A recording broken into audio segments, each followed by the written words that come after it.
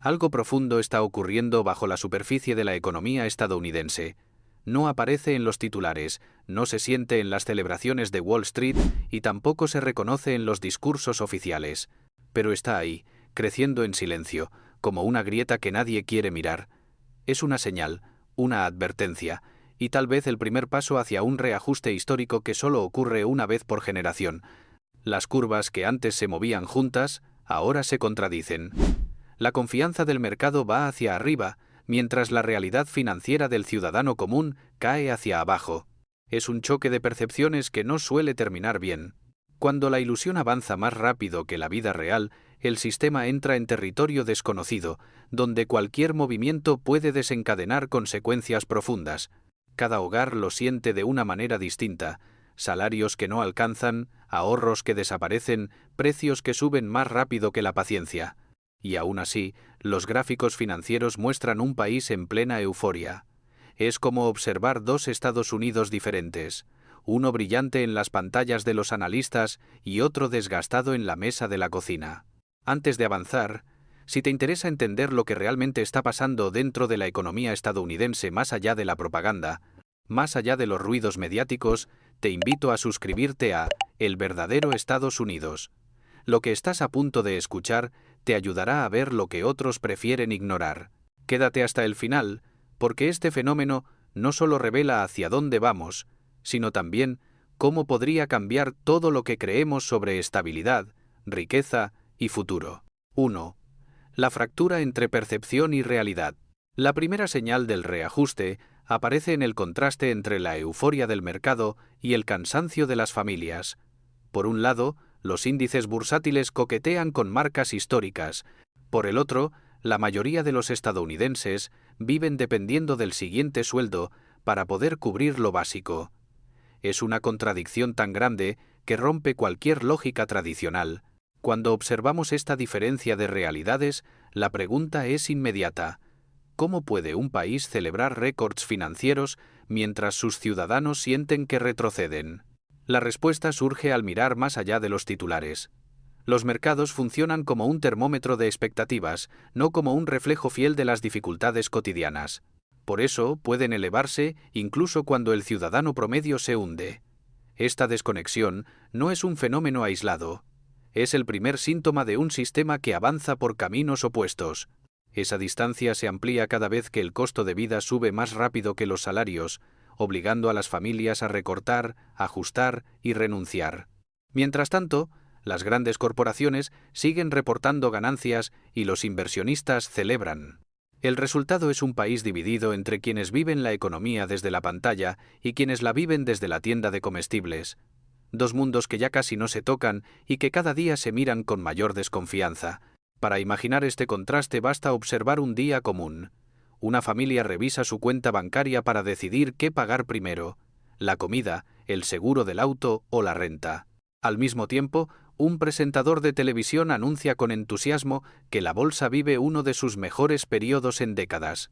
La escena parece absurda, pero es real, y revela la profundidad del quiebre entre percepción y experiencia. Esta ruptura tiene consecuencias psicológicas muy claras. Cuando el individuo siente que el sistema sonríe mientras él se hunde, pierde confianza en cualquier señal positiva. Deja de creer en los discursos oficiales, duda de las promesas de estabilidad y comienza a interpretar cada avance económico como una ilusión. Esa desconfianza corrosiva se multiplica a nivel nacional, generando un clima emocional frágil, tenso y cada vez más difícil de revertir. Este fenómeno se conoce como divergencia de confianza. Dos líneas que durante décadas caminaron juntas ahora avanzan en direcciones opuestas. La confianza en la economía abstracta sube, la confianza en la economía personal cae. Es una separación tan marcada que recuerda a los momentos previos a otras grandes dislocaciones económicas. 2. El estancamiento silencioso del ingreso real.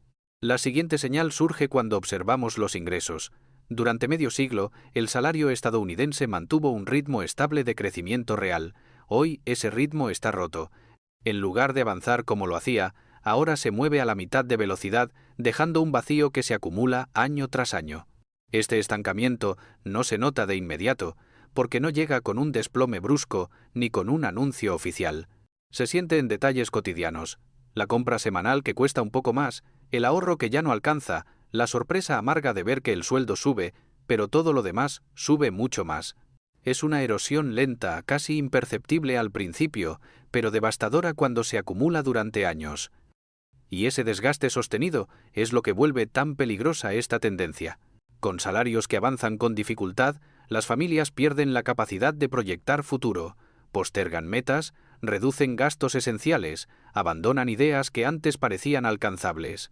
El estancamiento del ingreso real se convierte en una fuerza que desarma sueños y frena decisiones importantes, como comprar una casa, formar un negocio o invertir en educación. Es un golpe silencioso que va moldeando el comportamiento económico de todo el país. Mientras tanto, las cifras macroeconómicas muestran crecimiento general, pero ese crecimiento es desigual y se concentra en sectores que no elevan el bienestar promedio. La economía avanza en papel, pero no en la vida real. Esta contradicción entre progreso estadístico y retroceso cotidiano genera una tensión emocional difícil de sostener. Es como ver un vehículo moverse en una dirección mientras sus pasajeros sienten que retroceden. Este desfase provoca un efecto emocional profundo: la percepción de que el esfuerzo ya no vale lo mismo que antes. Las personas trabajan más horas, asumen tareas adicionales y aún así sienten que siguen en el mismo lugar. Esa sensación de inmovilidad desgasta la motivación y erosiona lentamente la confianza en el sistema económico. Y cuando millones experimentan la misma frustración, la estabilidad general empieza a tambalear. Ese vacío no es simbólico. Representa oportunidades perdidas, inversiones que no se hacen, estabilidad que se deteriora. Significa que, aunque la economía crezca en teoría, la vida cotidiana no mejora al mismo ritmo. La diferencia entre lo que las personas deberían ganar y lo que realmente ganan se ha transformado en una brecha emocional y financiera que impacta en cada decisión. 3. La ilusión de riqueza. La tercera señal aparece cuando observamos la acumulación de riqueza en papel. La expansión de los mercados ha generado ganancias masivas, pero concentradas en un porcentaje muy pequeño de la población. Lo que parece prosperidad generalizada es, en realidad, una ilusión estadística. La ilusión comienza a revelarse cuando se compara lo que muestran los indicadores con lo que la gente vive en sus hogares. Los mercados celebran avances, pero las calles cuentan otra historia. Una historia marcada por salarios que avanzan despacio, empleos que no garantizan estabilidad y hogares que dependen más del endeudamiento que del ingreso. La riqueza proyectada existe, pero no circula, y esa falta de circulación se vuelve un signo temprano de tensión. Detrás de esa apariencia de crecimiento, la realidad es mucho más frágil. La mayoría de las familias no experimenta esa prosperidad porque su economía depende del salario, no de activos financieros. En ese contraste se esconde la primera grieta. Mientras unos pocos aumentan su patrimonio con valorizaciones de activos, la mayoría enfrenta un día a día donde cada gasto suma presión. Es una fractura silenciosa pero constante que transforma la idea de progreso en un concepto cada vez más distante. La distancia se amplifica porque la economía del ciudadano común se mueve a un ritmo completamente diferente al de la economía financiera. Mientras los activos cambian de valor en cuestión de semanas, los salarios permanecen inmóviles durante años. Esa diferencia crea un sentimiento nacional de estancamiento, una sensación de que el país avanza hacia arriba, pero no hacia adelante. Una ilusión que beneficia a unos pocos y deja a muchos atrapados en una realidad cada vez más estrecha. La concentración extrema amplifica esta distancia. Un segmento reducido del país ve cómo su patrimonio se multiplica en función de valorizaciones volátiles, mientras la persona común intenta mantenerse a flote enfrentando gastos básicos cada vez más altos. Cada incremento en el mercado es celebrado por los grupos privilegiados, pero percibido como irrelevante o incluso insultante por quienes viven del salario. Es una división que no genera protestas visibles, pero que se instala en la vida cotidiana como una presión constante. Esta disparidad se manifiesta incluso en el consumo. Las grandes compras, las inversiones y los movimientos financieros provienen de una minoría, mientras el resto del país concentra su energía en pagar necesidades elementales. Esa dinámica fragmenta al país en dos realidades, una que crece mediante activos y otra que sobrevive mediante trabajo. Un crecimiento que parece sólido desde arriba, pero que, visto desde abajo, revela un cimiento que se desgasta día tras día. Esa sensación se intensifica porque la riqueza financiera no se comporta como la riqueza real. Es volátil, sensible y depende de factores externos que nada tienen que ver con el esfuerzo diario. Por eso puede multiplicarse en un año y evaporarse al siguiente. Un país que depende de un crecimiento así se vuelve vulnerable, expuesto a movimientos bruscos que pueden alterar su estabilidad en cuestión de semanas. La fragilidad se acumula, aunque solo algunos la vean venir. Esa desconexión crea un espejismo, un país que, según los gráficos, es más rico que nunca, pero que, según los hogares, es más inestable y costoso que en cualquier otra época reciente. Cuando la riqueza se mueve más rápido que el trabajo, la economía entra en un modo vulnerable, y ese modo siempre conduce al siguiente síntoma. 4. El colapso del ahorro. El ahorro se desploma a niveles mínimos, no porque las personas no deseen ahorrar, sino porque ya no pueden. Los costos de vivienda, energía y salud consumen una parte cada vez más grande del ingreso disponible. Cada dólar gastado en sobrevivir es un dólar que no se guarda, no se invierte y no circula en la economía productiva. La caída del ahorro comienza a sentirse en pequeños detalles, compras que se postergan, metas que se abandonan y decisiones que antes parecían simples y ahora requieren una evaluación extensa. La falta de margen financiero transforma la vida en un ejercicio de equilibrio permanente, donde cualquier imprevisto puede desestabilizar por completo a un hogar. Es un desgaste emocional y económico que se acumula sin interrupciones. En este escenario, el ahorro deja de ser una elección y se convierte en un lujo. Las familias destinan casi todo lo que tienen a mantenerse a flote, sin margen para una emergencia, sin espacio para invertir y sin capacidad de planificar más allá del mes siguiente. Esa falta de respiro convierte la vida cotidiana en una carrera que nunca termina, donde el miedo al imprevisto se vuelve un compañero constante. La ausencia de ahorro también altera la conducta económica. Las personas reducen gastos discrecionales, se vuelven más sensibles a cualquier cambio en precios y dependen más de la deuda para resolver situaciones que antes podían enfrentar con recursos propios. Esta tendencia erosiona la estabilidad del país desde abajo, porque un sistema basado en el crédito antes que en el ahorro se vuelve mucho más frágil ante cualquier choque externo. Mientras tanto, las corporaciones continúan acumulando, no solo mantienen reservas abundantes, sino que aprovechan ese poder para influir en precios, estrategias y mercados enteros. El contraste se vuelve evidente. Hogares que viven al día frente a empresas con recursos capaces de resistir años de inestabilidad. Esa asimetría profundiza la desigualdad y crea un entorno donde la ventaja se concentra en quienes ya tienen control del tablero. Lo más preocupante es que, sin ahorro, la resiliencia se evapora. Un país sin reserva se vuelve vulnerable a cualquier crisis, ya sea climática, financiera o laboral. Esa vulnerabilidad se filtra en la vida diaria, en la sensación de que cualquier problema puede escalar rápidamente y sin aviso. Es un sentimiento que drena la confianza y transforma la estabilidad en un concepto cada vez más frágil. Esa vulnerabilidad también afecta la percepción nacional del futuro. Sin ahorro, las decisiones se vuelven reactivas, no estratégicas. La gente deja de pensar en metas a largo plazo y se concentra únicamente en sobrevivir al presente. Es una forma de vida que reduce la capacidad de crecimiento del país y afecta directamente la movilidad social, transformando la economía en un terreno donde avanzar parece cada vez menos posible. Cuando un país deja de ahorrar, pierde amortiguación. Cualquier pequeño impacto externo se vuelve una amenaza mayor. Sin ahorro, no hay estabilidad, y sin estabilidad, cualquier tensión puede transformarse en un detonante. Y uno de esos detonantes ya está presente: la vivienda. 5. La vivienda como punto de quiebre. La vivienda siempre fue el pilar emocional y financiero del estadounidense promedio. Hoy es su principal carga. Los precios se han separado completamente de los ingresos, creando una distancia imposible de cerrar. Comprar una casa se ha vuelto un sueño postergado para generaciones enteras. La ruptura comienza cuando la casa, que antes representaba seguridad, se convierte en un punto de presión permanente. Es en el trayecto hacia el hogar donde muchos sienten el peso real del sistema, mientras observan vecindarios que antes prometían futuro y hoy reflejan incertidumbre. En esas calles, la estabilidad dejó de ser un derecho y pasó a ser un privilegio costoso y frágil, imposible de sostener sin sacrificios que desgastan todos los días. Esa transformación se percibe también en la forma en que las familias reorganizan su vida diaria. Se adapta el presupuesto, se retrasan metas, se cambian prioridades solo para mantenerse a flote. La vivienda deja de ser la base sobre la cual construir y se convierte en un muro difícil de escalar.